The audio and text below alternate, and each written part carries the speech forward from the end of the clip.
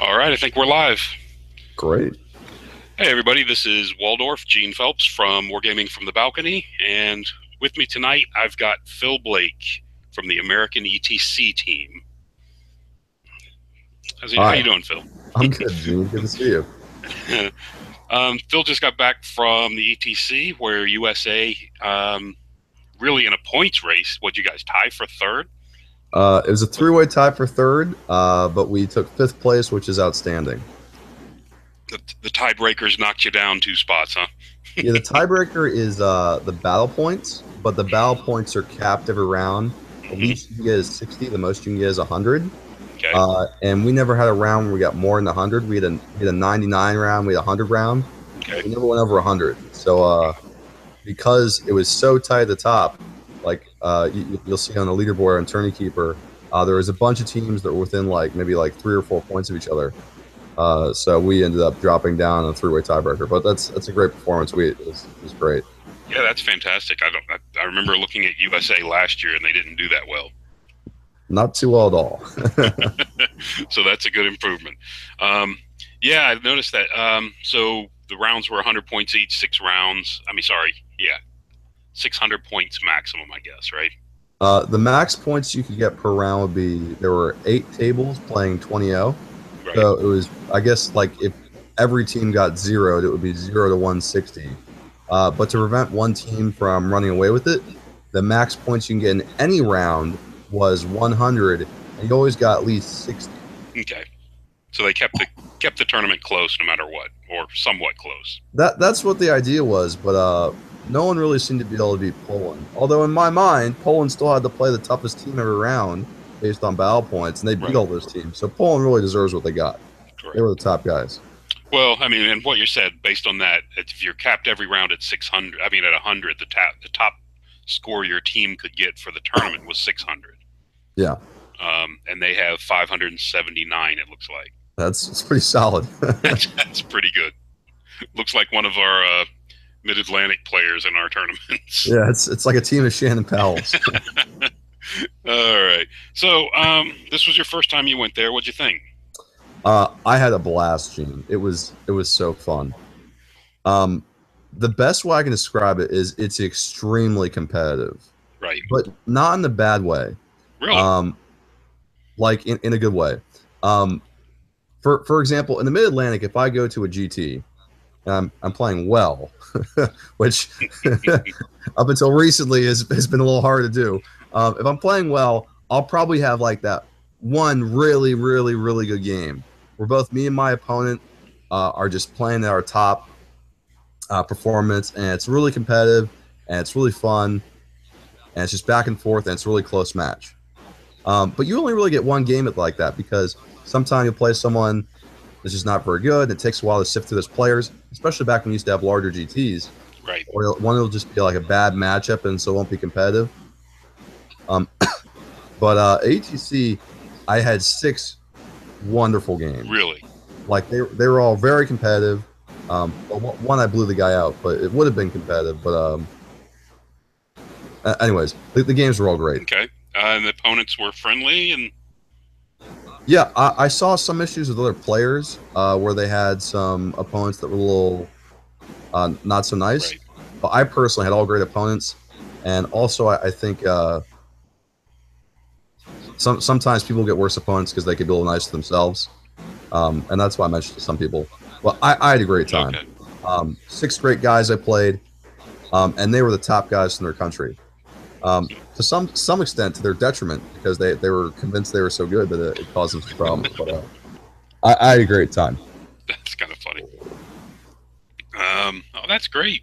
So, I guess first question, what you played Demons, right? Yeah, so let me start with the story of how I wound up here because this was not intended to happen. Okay. Usually, I spend my summers partying in Vegas, Right. but this summer I decided to go to Europe with my girlfriend. And so, because I was going to Europe, I was like, "Oh, wouldn't it be cool to stop by the ETC?" And so, I didn't even apply to the team. I was like, "I'll be the non-playing coach." It's a lot of pressure. I'm probably not good enough, and so I was planning on just being the coach. Okay. But we had two guys that ended up not being able to go. One guy's in the military and got deployed, and so they picked up a mercenary. We picked up this guy from Denmark. But then our own Joe Finlayson, who you've also seen our videos, he had an injury and had some medical surgeries and stuff, and his doctor didn't allow him to fly. A non-fantasy battle related injury. Yeah, well, it can be tough in the Mid-Atlantic, but I think this was something else. Okay. So then they promoted you from captain to player. So Chris Mintz calls me up. He's like, "Hey," he like leaves me this long-winded voicemail. It's like 3 minutes long. And at the end, he's like, "So, do you want to play?" And so I think about it, and I call him back. I'm like, "Yeah, I'll play." And he's like, "Oh, great. Well, we have this team weekend coming up in Ohio. It's like an 8 or 9 hour drive for me." And he's like, "Can you be there this weekend?" So he calls me like a Tuesday, and they expect me out there that weekend. So I rearrange my schedule. I go out there. I play this weekend. And I get there. Joel Flint and I drive together. We get there at like, I don't know, it must have been like 2 in the morning or something. And they're playing out in Jeremy Gottschalk's garage. He has multiple tables set up in his garage. And they're playing at 2 in the morning. And I play my first game at 2 a.m.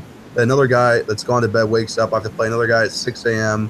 And then I play another game at like 10 a.m. And then finally I get to go to sleep sometime around like I don't know, like 2 p.m. or so. So this is my welcome to the ETC team. Right. They're serious. Anyways, so I was originally going to play Warriors because there was another guy, the mercenary guy was already playing Tomb Kings I normally play. Mm-hmm. But Tomb Kings a lot of times I struggle with. Like I get big wins, I get big losses. Right. But ETC, you can't have these guys that get tabled. Like it's just it messes up the whole round.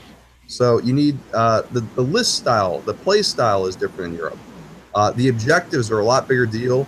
People play less risky. Okay. Brad's style of play does not do well because he can run into a bad matchup and he's going to get crushed by like a can or something like that because he relies on this aggressive bloodthirster build. Right. So you see more balanced list and you see more MSU because it helps you in a lot of the scenarios. Right, with capturing the secondary objectives, right? Yeah, because if the total points that your team can get for the round is 100, if you have 8 players and they each get 13, which is a tie game, but they pick up the objective, you've maxed for the round. So you don't have to have guys getting tons of points. You just have to have guys that do slightly above average, and then you win the round at max points. Right. It makes it a different. Sounds like it would make it a different game because you're not really going for that big 20-0. Yeah, you take it if you can get it. Like there were some 20s our Team USA got. We had 120 against us the other way. But I had games where in singles play, I would have rushed it. Like maybe I had like a 60% chance of tabling my opponent. Mm-hmm. But there at the same time, there'd be a 40% chance that it could go the opposite way. Because when you commit to something, if something goes down the way in, you can be in trouble and you can get tabled yourself. Right. So it leads to more conservative play. So I was originally going to play Warriors, and I played one game with it. It didn't go very well because I don't want to play Warriors. And they're like, "Well, we stole this list from Team Australia." And I'm like, "All right, I'll give it a try." And it was Demons, and it was MSU, and everything had a ward save, and I liked it a lot. It had double flaming cannons. It was an MSU Wrath list with 2 can. I took it to Buckeye. I'm sorry, I have to go get a drink. My throat's a little dry. Can you pause the video? No problem. I mean, we can't really pause it because we're live, but sorry. It's okay. Take your time. While he's doing that, just this is the individual leaderboard for the tournament, and as you can see, the USA player Chris Mintz, who is the team captain, actually tied for the highest points in the tournament as far as an individual player goes, at 103 points in 6 games. That's really good. As you can see, he looks like Chris did a bit of the heavy lifting for your team. Yeah, so that's true and it's not. I felt the biggest strength of our team was all our guys played really well together. Right. So you look at Chris here and you're like, wow, this guy's good. And don't get me wrong, Chris is great. He's probably the best player on the team. There's a reason why he's the captain. Like, I don't have a problem saying that. Right. But you know how when we play 9th Age, like it makes a big difference if you play an army that you match up well against or you don't? Correct. Well, Chris's list is very vulnerable to, like, say, like my list, something with flaming cannons, because he was running the zombie dragon. Okay. So we would protect him in pairings, and he would be our guy that would go out and get points.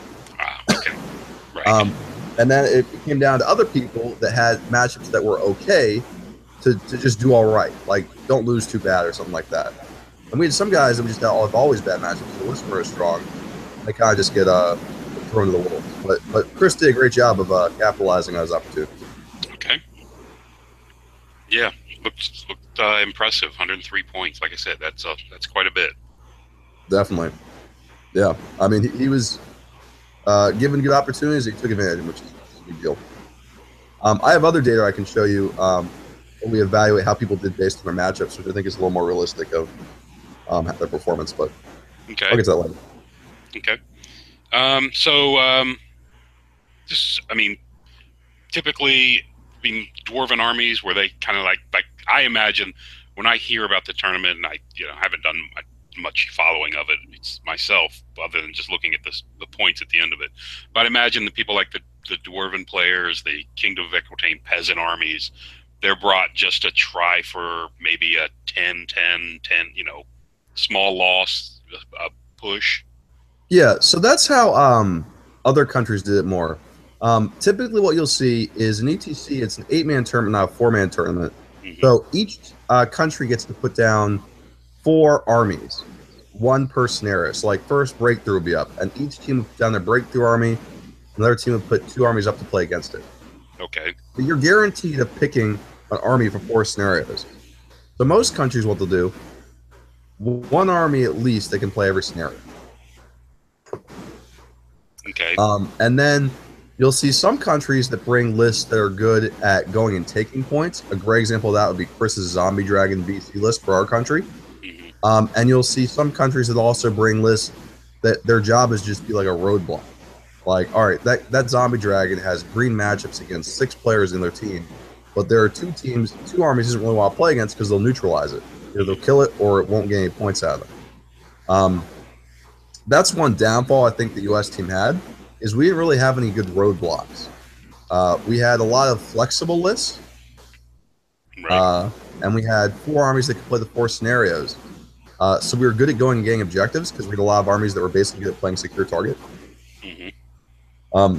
The other thing that's going to be a little different for people that are used to playing in the Mid-Atlantic, besides the lack of Death Star type play, as I'll call it, where you just kind of like rush at each other, like as aggressive as possible, is the armies perform differently in different scenarios. Like when you play singles play, you expect to play all the scenarios. Right. There are some lists that will only ever play 1 scenario, and they can build to that. Okay. For example, a Flags army might only have 3 scoring units because he knows he's going to play Flags. He can have, like, if I did with Tomb Kings, for example, I could have all Winged Reapers in my army and all Sphinxes. Okay. I could have 3 little skeleton units and hide them in the back corner and then just fight people with the rest of my stuff and never engage my flag. Right. Imagine something like the Beast Herds would be great with that, with having 3 little ambushing units.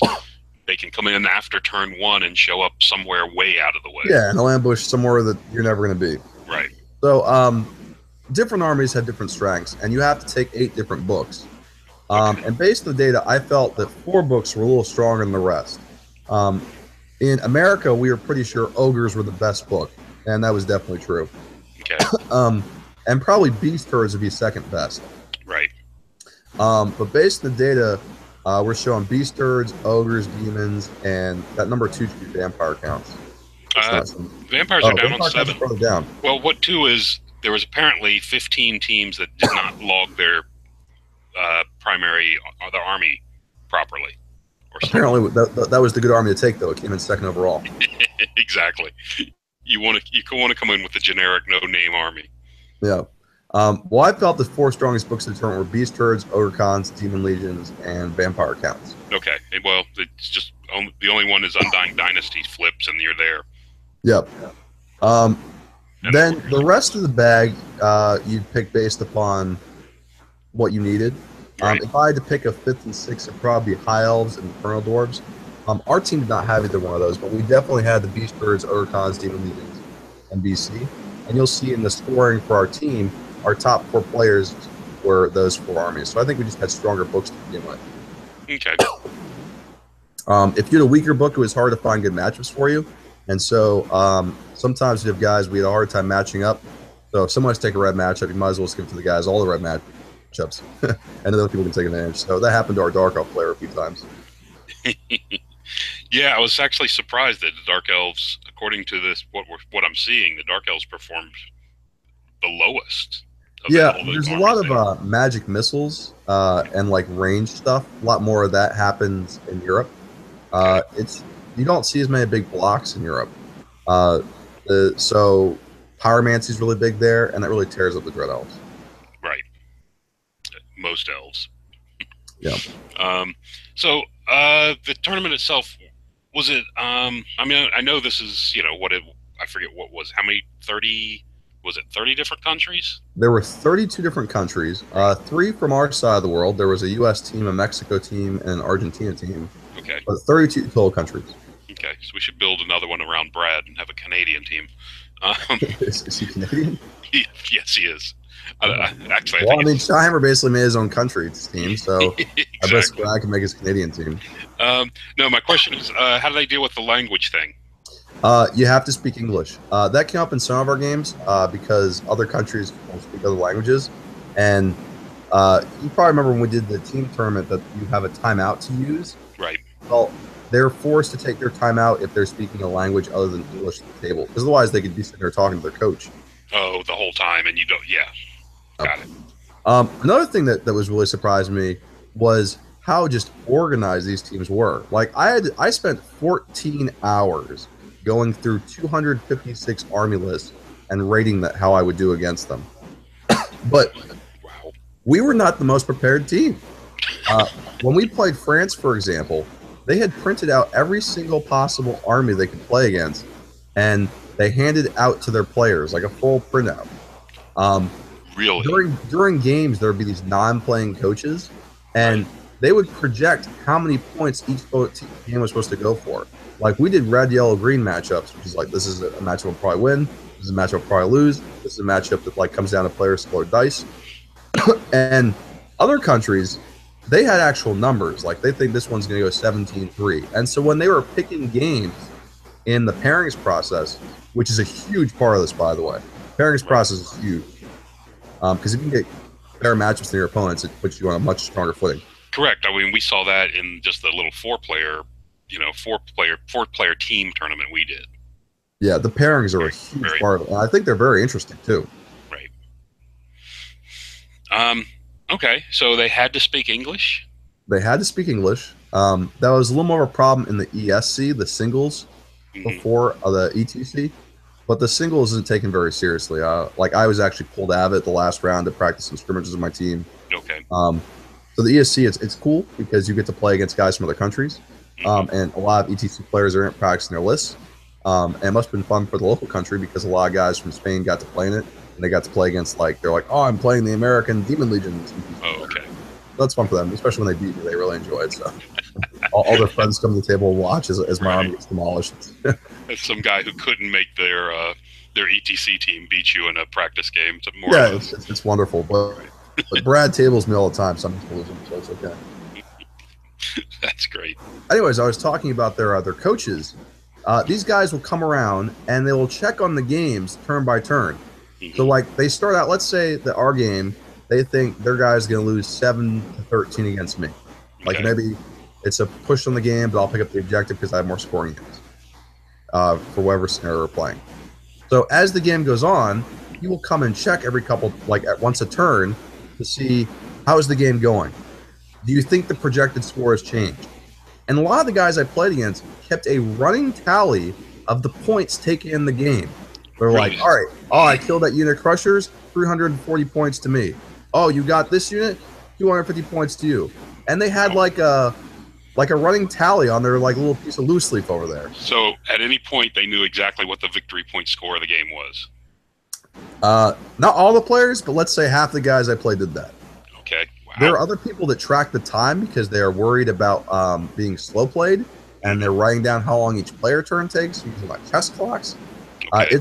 It's competitive, Gene, but not in the bad way, as what I said earlier. It's very gentlemanly, is the best way I can explain it. Okay. Kind of like European warfare during Napoleon times is very different than like World War One. It's very competitive in that like you and your opponent are both playing Warhammer at a world class level, and I was playing great Warhammer, and these guys are playing a Warhammer too. And if one guy makes a mistake, like mismeasures an angle or something like that, it can be game over. Like I've played games back here where the whole game got blown open because I missed a flank. I didn't realize someone was in the flank, and I ended up losing the game because I get flank charged and sling breaks. Well, you can't make mistakes like that at ETC. And if you do, then it can sink your whole team. So the one nice thing about ETC is you only play 2 games a day. It's a 3-game tournament, and there's 2 games a day. Each one lasts 4 hours. 4 hours? I know some people that we play with aren't going to understand that because they think that our 2.5-hour games are too long. Right. But I always point out to the people that complain that 2.5 hours is too long. But the people at the bottom of the tournament standings always complain the rounds are too long. And people like Kelly Wheaton, they need more time. Right. And the reason Kelly and I or other people take longer is because we actually sit there and think about stuff we're doing as opposed to just pushing our mouths all across the table. I met people in Europe that watch your channel and other channels, and they say they love your channels, but sometimes they just don't understand things that you guys do. I'm like, what do you mean? Like, you don't understand the language? They're like, no, they do crazy plays and stuff like that. I'm like, oh yeah, that's just how we play, man. Like, yeah. I mean, I do that. I do stupid things. I do stuff, but I gotta, that's why I don't know, if I was ever even considered going to something like this. I have too much. I have too much of my makeup is just, I want it to be a fun game. If you're thinking too much, then it kind of starts to take away from the game for me a little bit. And I would, if I ever wanted to do something like this, I would definitely have to get that out of my change my mindset towards the game. You do have to play it a little differently, and it is very intense. But the level of engagement is incredible. Like, let me just paint a picture for you. You're in this indoor soccer stadium that's been turned into a Warhammer tournament. And there's 4 tournaments going on at once. There's the 9th Age ETC, 40K ETC, Flames of War ETC, and some other thing I don't know what it is. Is there an X-Wing thing? Yeah, probably X-Wing. Okay. Each one has around 250 players from all these countries. Wow. And they have to bring you out to, they do lunch at the hotel next door, and you're in shifts. And each tournament shift, like the 9th Age group, takes up the entire cafeteria area because it has like 250 people in it. Right. So you're in this massive stadium, basically. There's security at the doors and stuff like that. People can buy tickets to come in and watch.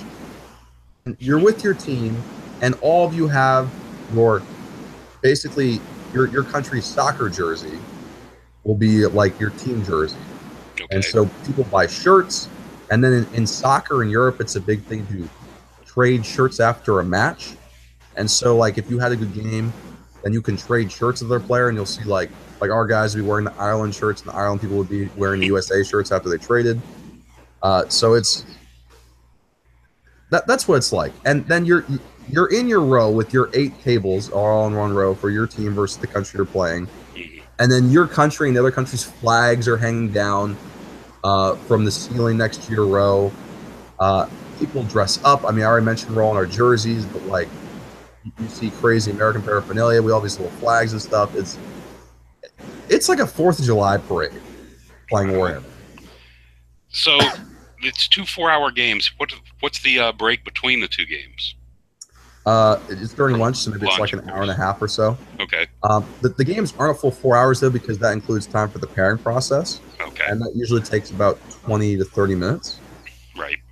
So you have about 3.5 hours per game. Being slow played is a serious concern though, because if you think that you're going to table some guy, but you only get through 4 or 5 turns, and he's sitting there on the objective with 2 skeleton warriors, and you're about to run him over, but the game ends, that could be a big problem. So they're pretty serious about point penalties in this that could get some of our Mid-Atlantic players in trouble. like I've seen people that escaped wins they shouldn't have. I saw one at Buckeye. I won't go into names because they're probably listening to it. But I've seen games where that would have been a big deal. And ATC, like you can see how much each of the points matter when at the end there are 3 teams tied for the exact same number of points, and there's 3 other teams that are less than 2 points different. Right. So 1 point makes a big difference. So they enforce penalties. There's referees. The referees are like we kind of like a rules judge, and sometimes those are probably random quality. Like these guys are good. They're traveling from another country because they don't want the refs to be from the home country, so there's no bias. Okay. It's the level of it, the best way I can explain it is it's like a national sport for some of these countries.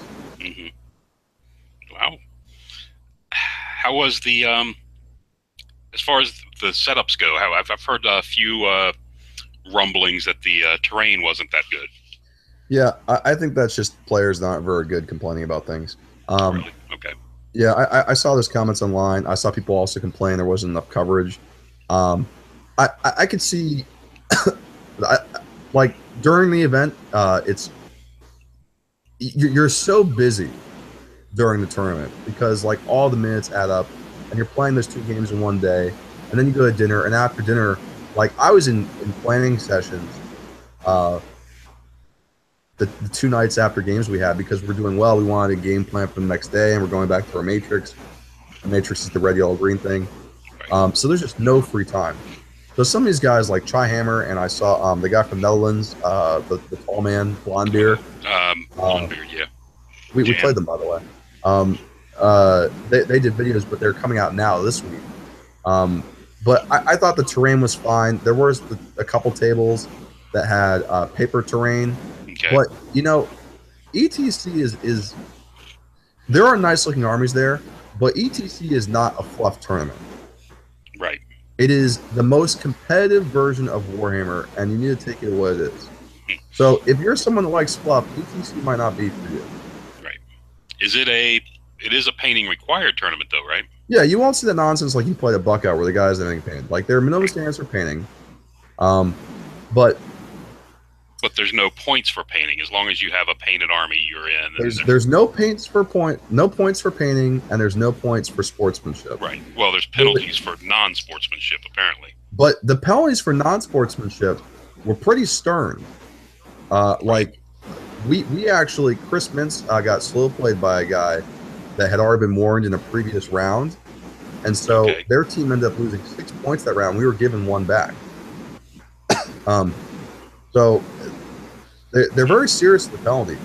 Wow. Yeah, it's very official. One other thing, you said the captains come. You said if they have a non-playing captain, he's come around during the game, checking up on the games. Yeah. Can he give advice and stuff at that point? If they take a timeout. Okay. Like sometimes they were talking during the games and stuff like that, and that can be a penalty too. So some of our games got very strict. There's not. It's very crisp play, not crisp in the way that it's fast.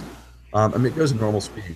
But like whenever you know how we play games sometime, and you'll be undecided what you want to do with the unit, and you're like, oh, I'll reform this way, and I'm over here, or no, I actually want to do this. And you have no idea where your unit started by the time you end up moving it, and you're like, I don't know where it was. Where do you think it was? But the marking of units and things like that, and then moving the unit, it's much better at ETC. Okay, well that's a good point, and I can see where that would slow a game down as well. Yeah, because you don't want to mess up. But the referees though were on top of coaches that were getting involved in games. Each player has 1 timeout per game, and they're not supposed to be talking to their coach beyond that unless he's like, "How's it going?" And they're like, "Thumbs up, thumbs down," or something like that. And that got strictly enforced in some of our rounds. I never had a bad game, but there was some discussions between players and refs about like they're serious about the penalties, and because they're serious about the penalties, then it enforces the way the game should be played. Okay, well that's actually kind of good. Yeah, I liked it. But they have a timeout they can take during one timeout during the game and ask for advice from their captain. Yes, you can do if they have a non-playing coach, or in our case, we didn't have a coach, so we could get a timeout with our captain, but he has to leave his game, and so we were a bit of a disadvantage in that way. But you're saying if they did not speak English, then that they lost their timeout. If they spoke to their captain, yeah. Okay. But all the people I played spoke fine English. There were some I played where their English was not perfect, but I speak Spanish like I learned in high school. My Spanish is not that good. So, like for example, the French player I played in the last round, his English was a little weak, but it was definitely serviceable. And as long as both people know the rules, it's not a big deal. And I'm happy to play someone and understanding that there's a bit of a language barrier, especially because I'm getting to play someone from France. And not only is it just some random guy, I'm getting to play one of the top 8 players they have in their country. How cool is that? That is pretty good. That's pretty nice. So you definitely sound like you liked it enough that you would be interested in going back next year. I would love to go back. But I also need to keep in mind that there's probably other players I think should get an opportunity to go too. Right. And I had a really good time with those 3 days. I don't know what I'm gonna be doing next summer either. Who knows if they'll want me? I think they probably would want me back. I did pretty well, but who knows? But I would definitely recommend anyone that's interested. Just as a heads up for anyone that's in the U.S. that's interested in applying to the team next year, we're gonna wait till all the new rules come out, which will be like December, January timeframe, and then we'll start taking applications to the team. Chris Mintz will be the coach again. I think he's a great person to have. The captain. He'll be the captain, and then we'll probably take a coach this year too. Okay. Sounds like if you have a coach, it's definitely an advantage. Yeah. Well, we meant to have one this year, but I got called off the bench. That's good. So you said you did play. You did not play Team Mexico, but you did play Blondebeard's team. Yeah, we played Ireland in the first round, and we beat Ireland, but we didn't get max points. So we like a small win versus Ireland. Do you want me to go through my games, or do you want me to just go over how the whole thing went? What do you want me to tell you? Well, I think what army did you play in the first match against Ireland? It was a mixed demon army. Okay. And I had Wrath Demons, so I thought I matched up against it pretty well. Because my cans can take out he had a Courtesan of Lust, the big Lust demon. So he had to hide it from me most of the game. So he's basically playing down a big character. But unfortunately, one of my cans misfired the first turn, and my other can only hit once the whole rest of the game. So that messed me a little bit. Even so, I had what I would consider a green matchup. Even with the bad luck, I still had some misplays. We were playing secure target, and I didn't secure one of the objectives because I was focused on taking out his cans, so I didn't lose points. But you really have to go for objectives in these games.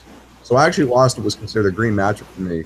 I lost 7-13. Really? So okay. I did not do well the first round. I mean, I didn't get crushed, but when you're expecting like 13 my way and it switches to 7 my way, that's a 6-point swing. And you can see from the standings, 6 points is a big deal. Yeah, definitely. I can say that's obvious from what I'm looking at right now. Yeah. Yeah, it was really competitive, like in a good way. That was very fun. 1 point would have put you into third. Yeah, tell me about it. Unless it was in a round that you had already capped, of course. Yeah, everyone's looking at themselves. When we're so close to the end, we're all looking at ourselves and beating ourselves about how everyone makes some mistakes. You're like, oh, how can I get one more play? I should have done this back in round 4 or round 5. It's just how it goes. We played the Netherlands in the second round after our first round victory over Ireland. And the Netherlands is Blondebeard's team. Oh, I thought he was like Luxembourg or something. He played the Netherlands. He played against them. Okay. He actually put out 2 videos, one while he was playing in round 2, and another one he did afterwards where he goes through his game against our Saurian Ancients player. Those are both online. You can find them on his channel. But we ended up capping against the Netherlands, I believe. Okay. We got max points against them. We did pretty well. I played a VC player from the Netherlands, and this is where the matchup process is interesting. They rated me as a good matchup for their VC player. and I rated their VC player as a good matchup for me. So we were both happy to get this matchup. Okay. So that was a little odd to me. Right. So Sony's got to give there, right? Like if we both won, it should at least be yellow. But they thought their guy was going to win. I thought I was going to win. Like we didn't even think it was going to draw. Like we both thought we were going to win. So he had like this undead army, but he had the big Terrorgeist, which I hit on 3s of my cans went within 24 inches, and I cut through its regen save. And he has a bunch of points in race and stuff like that, and I have a demon army with all magical attacks. So I thought I matched up well against it. And he didn't have a lot of raising. He had occultism, so he was doing magic missiles. Okay. I'm playing Demons of Wrath, where everything has a 4 board save against all his magic missiles. So I thought I matched up pretty well. I was not playing well the first day. I messed up the first game. I played fine the rest of the first game, except I should have gone for the objective. I had bad dice the first game, but one mistake on my end cost me 6 points. Otherwise, the game's a push. And then my second game, there's great terrain at ETC in terms of for play. Every map has an ETC map, and the maps are based on deployment type, and then you pick a scenario. So the maps are very balanced. There's lots of line of sight blocking terrain. You might dislike how the terrain looks, and that actually caused me a problem in my second game. You always go through the terrain with your opponent. All right, this is in the right spot, because they give you measurements where it's supposed to be. Okay. And there was something that I thought was a ruin that turned out to be a house. And I went through the terrain of my opponent. I forgot it was a house. So houses, not only do they block line of sight, but I can't move through them either. So it's like impassable to me. And I deployed a unit behind it, and it almost ruined my entire game. Just because it didn't look like a house, it looked like a ruin, but it just happened to be a house. Okay. And it was my fault. But I almost had a huge mess on my hands from turn 1. My cannon couldn't. I blocked my own line of sight to his big flying monster I wanted to shoot down. My unit with the Aether icons blocked behind a house, and it's stuck, and I can't even reform it out of the way. So I was on the ropes the first game. But one advantage I always give myself before I start a game was I always tell people my story about how I'm the guy off the bench, the underdog. I'm not even supposed to be here. I'm supposed to be non-playing coach. Oh, I don't normally play demons. Sorry, my army's all mismatched. So this guy thought he was going to crush me. And so I made one mistake in deployment, but I played a perfect game after that. I ended up winning 13-7. Okay, and their guy that I beat and their coach were like amazed I did this. I had some good dice at points, but he also had good dice. But they're like, they were surprised I won. And I'm like, I'm not surprised I won. This is a great matchup for me. I made a mistake in the beginning, but I matched up well against your army. I thought I was going to win this game from the beginning. And if I hadn't messed up by one deployment, I would have easily won it. And they're like, but you don't understand. This is, I don't know what his name was, Sven or something. That's not his name. It was some European name. This is Sven. Sven is the best VC player in the Netherlands. How can he lose? And I'm thinking to myself, well, if Sven has a bad matchup, he's going to lose. Like, that's how this works. So some of these guys, they're a little, they think they're invincible. So that works to your advantage, especially when you do dumb things like deploying behind buildings and blocking their line of sight. I hoodwinked them. That doesn't sound good. Yeah, you were playing dumb. Yeah, I don't know what I'm doing. I'm going to place here behind the building. Yeah, I really fooled him with that one. Let me tell you. It was a ploy, right? Fooled myself. I sucked him with my +2 dispel unit. So after the first 2 games, you had a 7-13 and a 13-7. Yeah, so I'm at even points for the day. I did have 2 green matchups, so I'm underperforming in that regard. Correct. But I'm at even points for the tournament, and even better, USA's won 2 games. We won big the second round, and we won the first round. So after the first day, we're like on the second or third table. Okay. We're crushing it. So the problem is when you win big and you win a lot, you're not playing chumps anymore. Correct. You're facing the big boys. You're facing the big boys. So we pulled England in round 3. Okay. Now, I don't understand all these rivalries, but apparently England and U.S. are rivals. They all seem to know each other, these guys that have played before. And apparently they scrimmage online. And the U.S. typically gets capped. Like we get only 60. They get 100. We play them. Okay. So we played them, and there was this one list on England no one wanted to play against. It was all Centaurs. Centaurs, Beastars army. I don't know if you saw the list for ETC, but like this, I had identified this list for we were looking at doing the video before. He has like 5 units of like 10 Centaurs or something, all these Centaur characters, and they can switch between. They can start light troops and they can switch to scoring. if you're going to charge them, and they have all these throwing weapons. And it was just a bad matchup for a lot of guys on our team, and I got stuck with it. And the weakness to his list is small arms fire, and I don't have any. I got 2 cans and nothing else in my whole army but shoots. So I was like, how am I going to beat this guy? Like, this is an awful, awful matchup. I'm expecting to get 0 points. So this was my game of the tournament. I hoodwinked him. I totally surprised him. He's one of the better players on Team England, basically points. He's running this crazy beast for his army. We're playing secure target. No, I'm sorry, we're playing breakthrough. So I'm like, all right, I have 6 scoring units. I asked him how many scoring units he has. He's like, well, I could have potentially like 12 or something. I'm like, all right, he's got twice as many scoring units. That's crazy. But he's like, but half of them ambushed, another half are centaurs. And if I start my centaurs as light troops, I don't understand the name from drunk and sober, but it's one of those two. If he starts them as light troops, they can't be scoring. Correct. So I'm like, all right.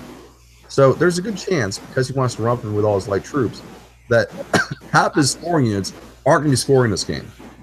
And so then the rest of his scoring units are coming up from ambush behind my back line. So as long as they come in before turn, or at turn 3 or earlier, they have to come by turn 3. I'm like, all right, so I could potentially be facing a guy that has 12 scoring units or 0 scoring units. Maybe it wasn't 12, maybe it was like 10. He had crap ton. Correct. So I was like, I can't beat this guy on paper. Like, his list is going to crush me out. It's just going to shoot me to death. And even if I charge him, he can stay and shoot.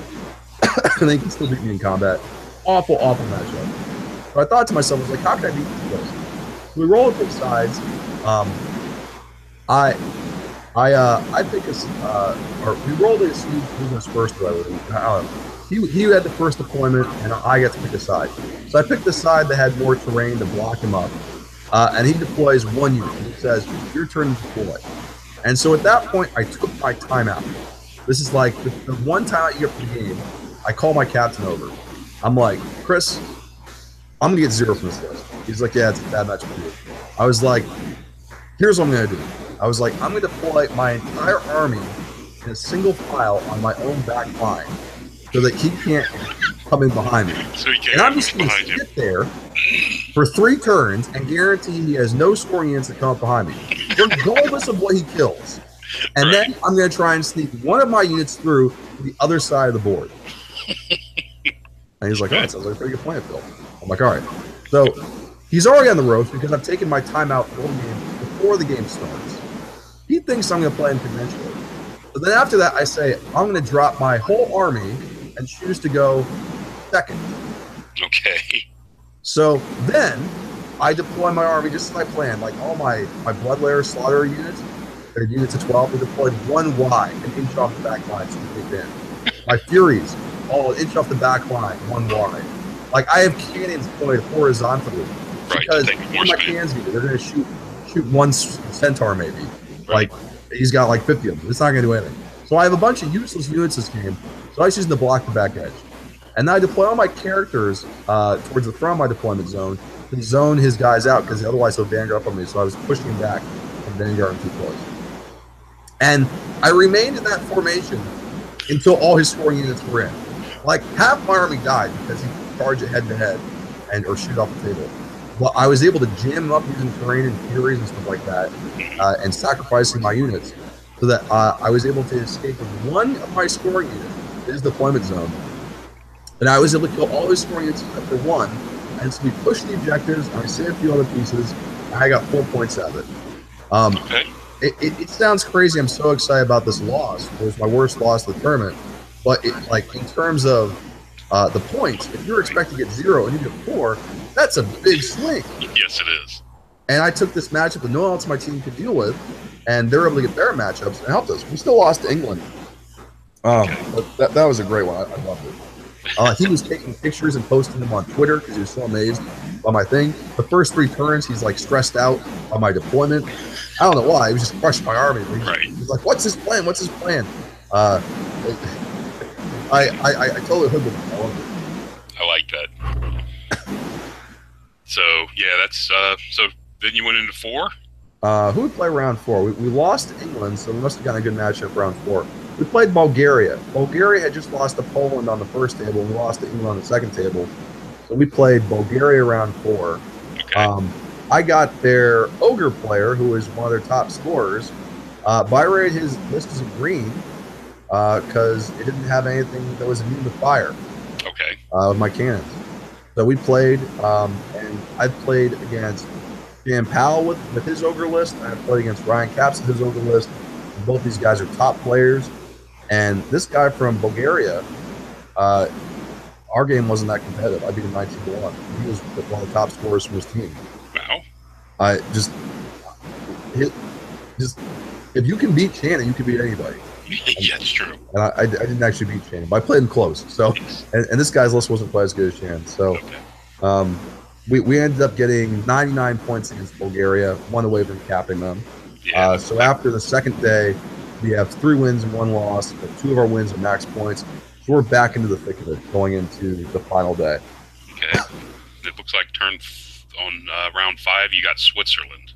Round 5, we got Switzerland. Now, with each of these countries, we had filled out a matchup matrix before, and countries we do well against, such as like who would play the first round? Ireland. We have lots of green, lots of good matchups. Okay. There are 2 teams that we had bad matchups against: Poland, because they're the top guys, and France. And so they're switching. The pairings got all messed up, and they're trying to figure who we're going to play at the end of day 2 because we got some extra points because of a penalty. The end of day 2, and going into the end of day 2, it was determined we would not have to play one of the top teams. We'd play against. Was it Switzerland? I think we played. Switzerland in Team 5. We played Switzerland. So Switzerland we thought was great because I look at the matchup map and we have lots of greens against Switzerland. I'm like, oh great, we could have played like Poland or somebody where we got a bunch of reds. I don't know what we did. So we're playing Switzerland. We've done a practice scrimmage against them the previous day. I had won my game in the practice scrimmage, so I'm feeling pretty good against the Switzerland matchup. We're happy with our pairings, and it just didn't go very well. I only got 10-10 in my game. I played a DC guy. I didn't have great dice, and I played it conservative because I could have gotten more points, but also if I played aggressive, I could have lost a bunch. So I took the conservative 10-10. They will neutralize me. We ended up losing that round. I was pretty upset. Like at lunch, I was not in a good mood because we lost to Switzerland. I thought we'd lost our chance to be because we were right in the running. We had 3 wins and a loss. We were right at the top. Right. And then Switzerland was a team I thought we matched up well against, and we lost it. And we were so happy to get Switzerland because we're surrounded by all these scary teams like Russia, Poland, all these other people in France. I was like, man, like Switzerland was like the team we wanted. That's the team we agreed against, and we lost to them. I was in a bad mood at lunch. So we didn't lose too bad. That's the good thing. And all of our losses we still did okay. All the guys on our team played really well. Like throughout the whole tournament, we were playing some great world-class warrior. And we played great as a team. We had some guys that were lowest scoring, but they were taking more bad matchups. I was really happy how our team played. In the final round, we're playing against France. And I'm like, oh, we're playing France in the final round. Because I remember from when we were looking at doing the preview video, France we have a bunch of red against. There's a lot of bad matchups against France. Okay. But I have to give Chris Mintz credit. Him and our team did a great job of getting the best Palso matchups. We did really well in the matchups, in picking the matchups. We did a lot of surprise things. We were able to trap some opponents list what we wanted. We did really well with the matchups, and so we're okay against France going in. But I have a red against France. I'm playing this Warriors army, and it was a really cool list. It only had 1 character. It had a Wrath Priest on a chariot, and the rest of his army is just like knights, and chariots, and 1 big unit of frenzied barbarian. So I had seen that list before, and I thought it was really cool, but I felt it was going to crush me. He had a lot of stuff that goes before me in initial order, all his impact hits. I didn't think I was going to be able to beat it, but I played a great game of Warhammer. I used the terrain to my advantage.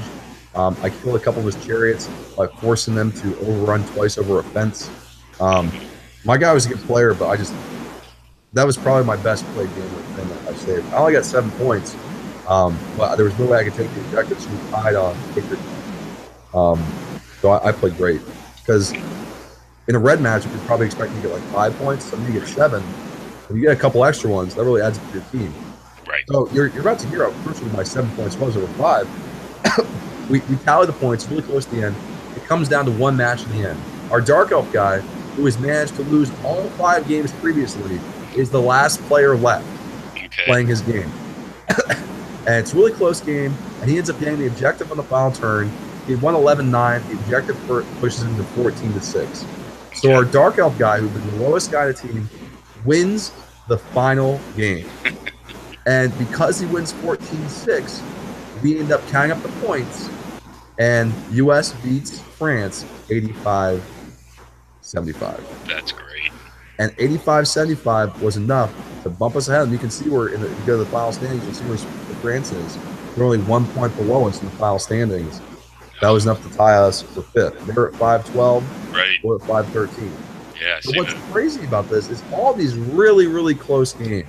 Yep. Like my game, where I'm able to eke out those extra 2 points to get that 7 instead of that 5 by using terrain and baiting frenzied units and getting flank charges.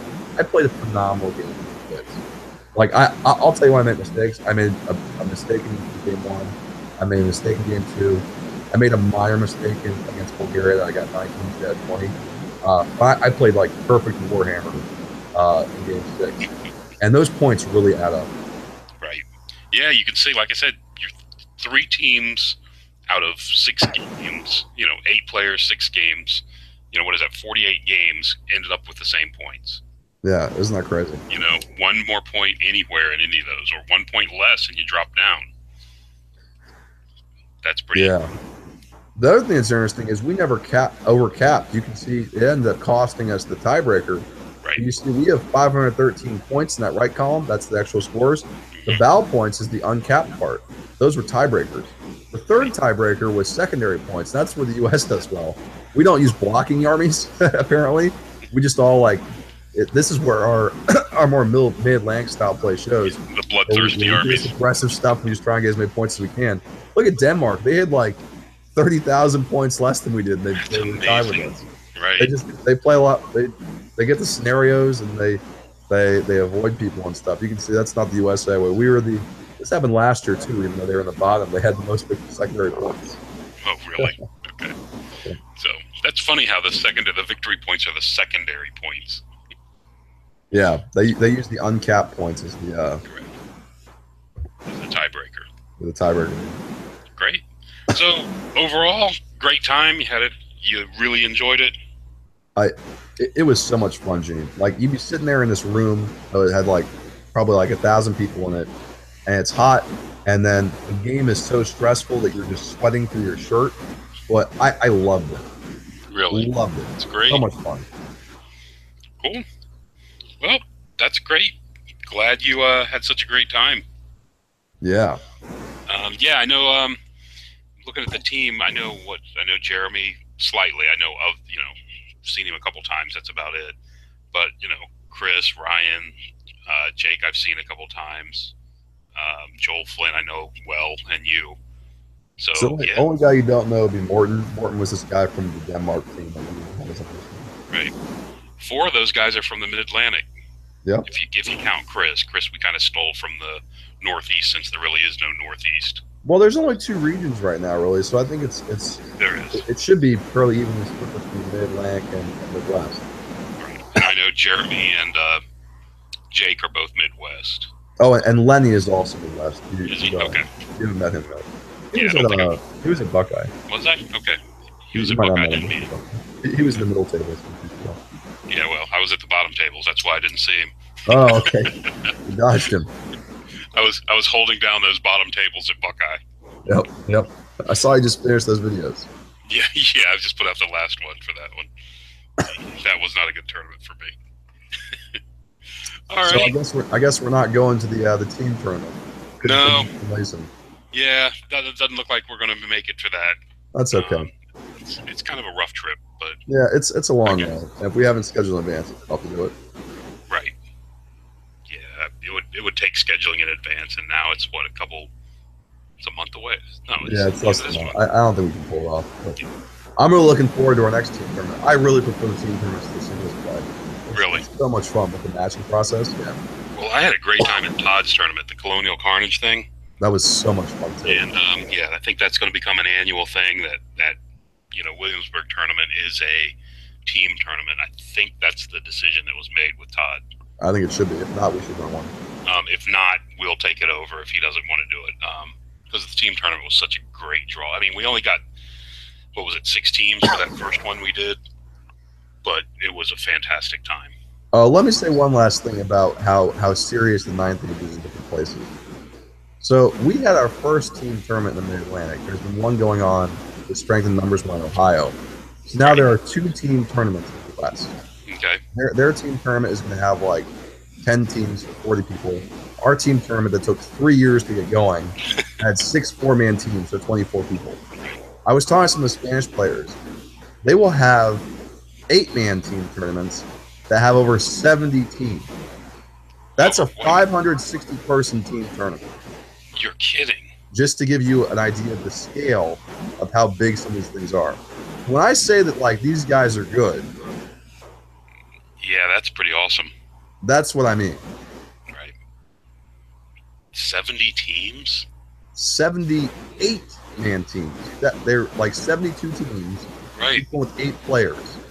That's great. 7 times 8 is 560. Add 16 more. 576. Yeah, I think, I was thinking Buckeye, such a huge tournament with 104 or 102. Yeah. And they're talking about bringing 500 people to a tournament? Yeah, that's crazy. Yeah. All right. Well, I guess that's going to wrap it up for tonight. Thanks for talking with us. That's great. No problem.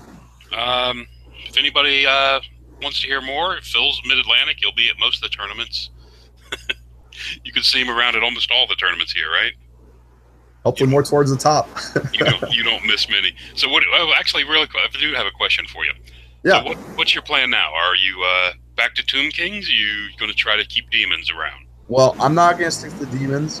Brandon was hassling me because Brandon has become my rival, apparently. I didn't think so. I mean, I guess Brad came my rival because he always beats me. Although I finally beat him this week before you came to the store. But Brandon was hassling because he's like, yeah, I see you did well, DTC, but it wasn't your list. It's not your army. I'm like, all right. You're on this high when you come back from Europe. Back to the shop, you're still just proxy Phil here. You know what they call me in Europe? They call me the Iceman. The Iceman. Because I'm not flustered by anything. I'm totally relaxed and stuff like that. I'm like getting these other guys' heads. Yeah, I come back here, I'm proxy Phil. Back to reality. Back to reality, and it's proxy Phil. So I'm shipping the demons back to these guys I borrow them from, and I'll either be playing Warriors or the Tomb Kings. I'm going to take Warriors tier one day next weekend. Are you? Okay. That has a potential to be a fun day because it looks like we've got there's not a lot of people showing up, but the ones that are there they're all are good, like though. Solid players. You'll have 2 ETC players in attendance between me and Phil. Yeah. Even though he didn't make it. Oh, and the one that got bumped, Joe Finlayson's probably. Oh, yeah, that's like almost 2.5, right? Right. Yeah, he was the guy that went out on the injury. Yeah, he's the guy who Spy took. All right, Phil. I guess I'll see you around sometime. Thanks for being on. Next Saturday, Gene. Thanks for listening, everybody.